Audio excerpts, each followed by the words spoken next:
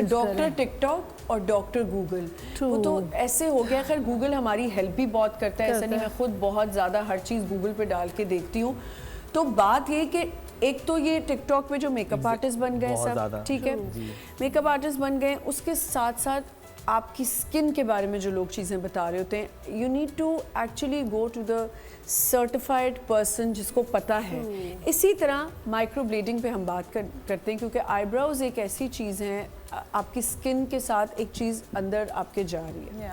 अब मुझे बताओ कि माइक्रोब्लेडिंग के जब आप कर रहे होते हो तो इसके क्या ब्लेड्स हैं, उसके बारे में थोड़ा सा प्लीज। सो बेसिकली माइक्रोब्लेडिंग और सेमी परमानेंट मेकअप थोड़ी सेम फील्ड में बट थोड़ी डिफरेंट टेक्निक्स है। ठीक है। सेमी परमानेंट मेकअप में हम एक्चुअली मशीन यूज़ करते हैं, पर वो हमें शेडिंग इफेक्ट देता है, जिस तरह आप पेंसिल यूज़ करो।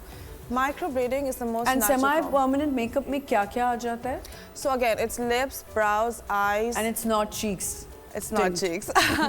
So people do skin as well, but I highly would recommend against it because over time हम लोग living human beings है, right? हमारी body के अंदर blood चल रहा है, तो वो color change करता है। और अगर skin को वो परमानेंटली करें और for example white colour use करें, जो लोग अपने आप को फेयर करने के लिए करते हैं, वो कलर ग्रे हो जाता है। समथिंग बीबी ग्लो, राइट? वो कलर ग्रे हो जाता है। सो इट इज कंप्लीटली बाहर ये सब नहीं होता। It's forbidden. You can't do it. You can't do it because the after effects are so bad and there's no way you can get rid of it. So there's no laser removal, nothing for that. So skin, I don't do, and I wouldn't recommend anyone getting it done as well. But you do semi-permanent liners? So we do eyes, so we do like a lash enhancer, we do eyeliner, we do eyebrows, we do lips. Eyebrows कितनी देर last करते हैं? Eyeliner कितनी देर last करता है? Eyeliner सबसे ज़्यादा last करता है, so it can go anywhere between 2 to 3 years. Okay. And then because वो less exposed होता है, right? Brows हमारी सबसे ज़्यादा exposed होती है, तो it goes anywhere between like 12 to 18 months. And lips again 2 to 3 years. एक मुझे बात बताओ उष्णा कि जैसे when I got it done, तो मेरी स्किन पे she was applying brown but it turned into black. I don't know why. अब यहाँ तो ये स्किन पिगमेंट का प्रॉब्लम है? नहीं, मैं आपसे भी ये पूछूंगी, ये स्किन पिगमेंट की प्रॉब्लम होती है पहले आप? नहीं, so it depends on the artist. Okay. Again, अगर आपने उसको सही डेप्थ पे इम्प्लांट नहीं किया और अगर आपने उसको बहुत डीप इम्प्लांट किया है, then it kind of becomes like a body tattoo. And उसका हमेशा ये repercussion होगा कि it will fade into blue, purple tones. But that's the reason why they say choose your artist wisely.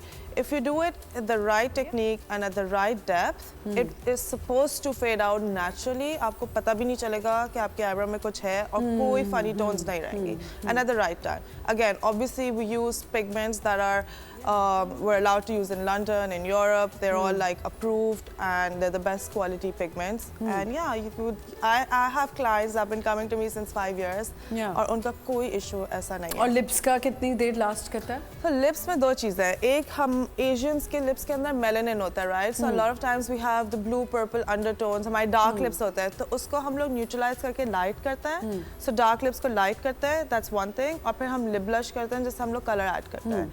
So both the things go side by side, but dark lip neutralization हमारे यहाँ पे बहुत चलता है।